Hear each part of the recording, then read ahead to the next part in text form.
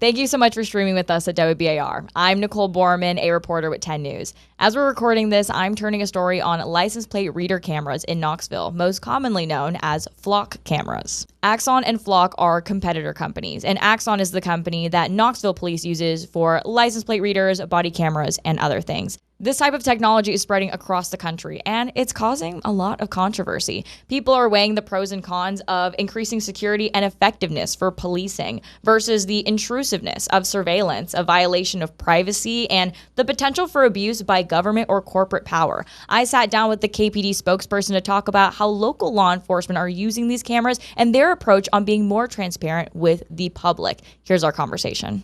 Well, Scott, thank you so much for sitting down with us today. I think that this is a conversation that many people want more transparency about, so we appreciate you being here. Yeah, absolutely. So for most people who don't know what a flock camera is, can you explain that a little bit to us? Sure. Well, when you hear the term flock camera, it's kind of become used interchangeably with what are known as automated license plate readers or license plate reader cameras. And what license plate reader cameras are is those are cameras that are generally installed at certain intersections, high traffic areas, and they are capturing passing vehicles and those license plates, and then that information is converted into data that is used for investigative purposes or to help in the recovery of stolen vehicles or locating a wanted person.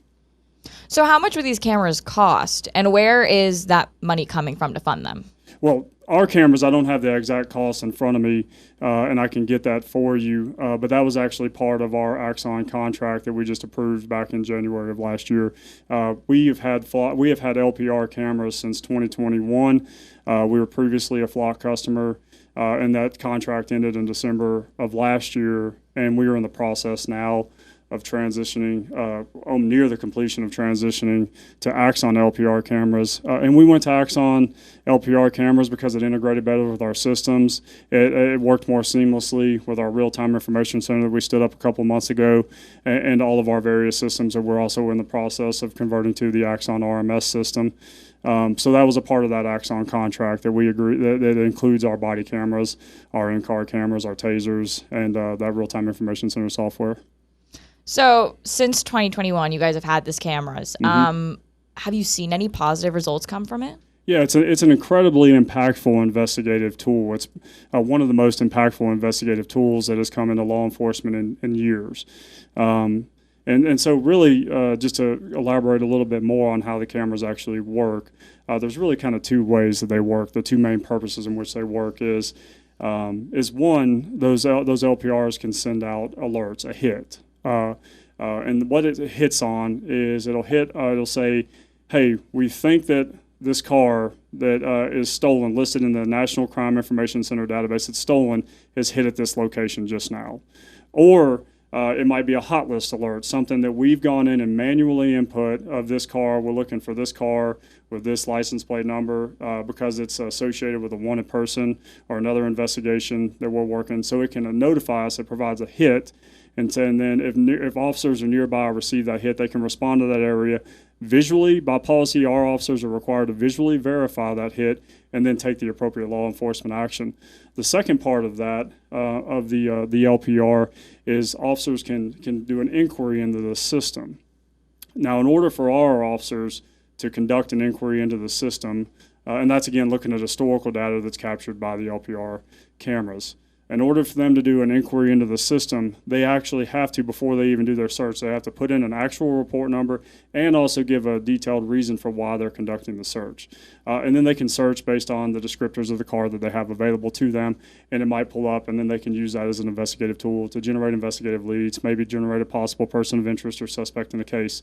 So those are really the two ways that LPR cameras are used.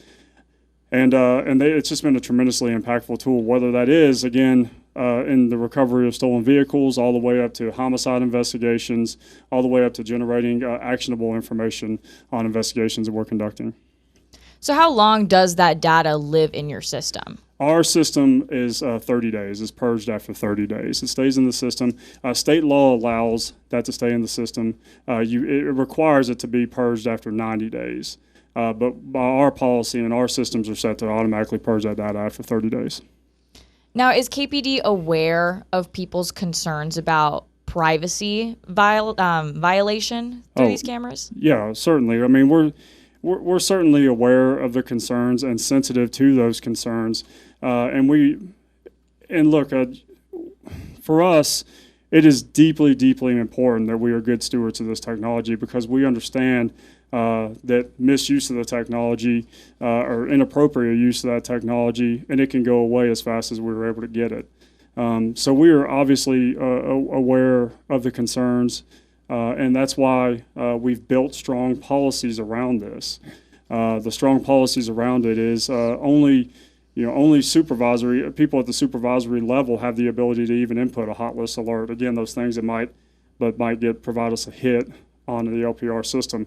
The policy requires that just a hit alone is not reason to take law enforcement action. An officer, if they receive a hit, they respond to that hit, they find the car that was the subject of that hit, they still have to visually verify that was the vehicle that we are looking for before they can take any law enforcement action. We also require officers, again, before they even do any inquiry, that they have to have an actual report number. They just can't put in it's an investigative purposes. They actually have to have a report number and put in a description of why they're conducting that search. The systems also have a tremendous number of auditing capabilities. Anything that we do in the system is audited. And that's for us to ensure accountability and ensure that we're acting in policy, and that anything that looks like it might be out of policy, it gives us the opportunity to act on that quickly. And then the other important piece of this is our system with Axon is a closed system, meaning that we're the only ones that have access to that data. So we certainly understand and are sensitive to the concerns that people have about privacy, and which is why it is so deeply important to us to be good stewards of this technology and use it ethically and responsibly and transparently. So who decides who gets put on those hot lists? Because that seems to flag people through these cameras, correct? Sure. Well, that's officers have access to the hot list alerts, and the reason for that is if you're an officer out in the field and you get a hot list alert that there's a stolen car or a car connected to a wanted person, that they are the ones in position to actually respond, to check that out, verify the authenticity of it, and act on that information. So the Knox County Sheriff's Office is also planning to get cameras of their own. Is this something that the data could be shared between both departments, or how's that going to work? So our policy in terms of data sharing and intelligence sharing is we deal with that on a case-by-case basis. As I mentioned previously, our data is only available to us. We're the only ones that can actually get into that system and look at our data that's been captured by our LPR cameras. But on a case-by-case basis is how we're going to deal with that. So if the Knox County Sheriff's Office or the Metro Nashville Police Department or another law enforcement agency comes to us and says, hey, we're investigating a murder, and we believe that this person who is in this vehicle is a suspect in this case, and they're in Knoxville, we're going to help them out in that case. We believe it would be negligent if we didn't help them out in that case. But we handle that on a case-by-case basis, and at the end of the day, this is our data, and we can use that data how we feel is appropriately and in alignment with our mission and values. So what's the actual viewpoint of these cameras? Like, how wide does it range? Is how big is their viewpoint? What does that look like? They are focused on the roadways where they are installed, so that they are taking a photo of the passing vehicle as well as the license plate, and it's documenting obviously the time and date in which those cars passed. And again, the overwhelming majority of the information that's captured by these cameras, we're never going to see or never even know it was there because it's purged within 30 days. But that's the view it's looking at. It's looking at the road where they're installed and takes pictures of the vehicles and their license plates, and then converts that into data that we can search for that within the system. So there are reports in other states of officers misusing the cameras to stalk an ex or something of the sort. Are there any reports of KPD doing something like that? We have never had an incident of that nature. And, when you talk about technology, whether it's a technology that's used exclusively by law enforcement or used just as available and open to the general population, there is always the potential for misuse or rogue actors. But the way that you try to do the best you can to offset that is by creating strong policies, creating prioritizing it as an agency, which we have at the very top level of the department, prioritized the importance of good stewardship and ethical and responsible use of this technology, and then just communicating transparently with the public about how we're using it, and if there do ever happen to be missteps, communicating transparently about what went wrong and how we're amending that.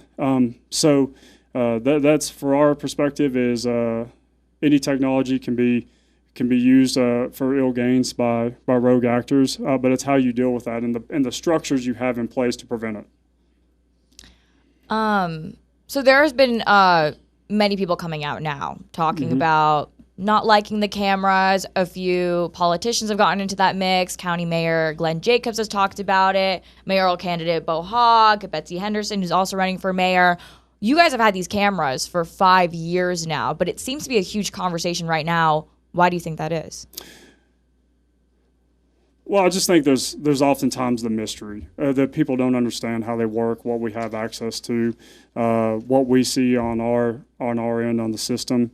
And again, why it's really important to not only be committed to using this technology ethically and responsibly, but also to just be really transparent with how you're using it and what you have access to. From our perspective, we have nothing to hide about how we're using technology, and we're an open book. We welcome anybody to ask us how we're using technology, our policies in place. And so I think a lot of this just has to do with there's a lot of inside baseball in law enforcement and policing about how technology works and how the processes work. It's just doing the best you can to remove a little bit of that mystery and build these really firm and solid structures in place that ensure the technology is used the way it's intended to be used. So how do you feel about the county commission pushing for that transparency now? I think that, look, we want to be a transparent agency. We understand the value of being a transparent agency. And so I think that more transparency is always good. So Commissioner Adam Thompson said to us recently that we don't know what we don't know. Do you think that this transparency with the public is going to help with their concerns? Well, I think at minimum, it just lets people understand as much information, accurate information as possible, and then they can make their own informed decisions. I don't think it means that people are going to like the LPRs or the different technology that's available, but I hope that you do when you're doing any job like what I have in the communications job is you just put out the real factual information and let people make informed decisions. What would you say to ease people's minds about these? I can speak for the Knoxville Police Department, and I can speak for our commitment as an agency to use this technology the right way. Our commitment to building, again, strong policies that ensure that the technology is used the way it was intended to be used, and that we are committed absolutely to being transparent with how we're using that technology. Just talking about LPRs is, again, circling back to this, is it is one of the most impactful investigative tools that have come into policing in decades. And so I want people just to really hope that people will take the time to understand how their police department is using LPRs, the policies that we have in place, and how we deal with these situations, whether it has to do with LPRs or anything else, when there might be anything that's outside of policy. And so that's what I would say when you're looking at technology, the RTIC. We're an open book. We've got nothing to hide. And we want the community to understand what technology we're using and how we're using it. Well, Scott, thank you so much for sitting down with us. We really appreciate it. Thanks so much for having me.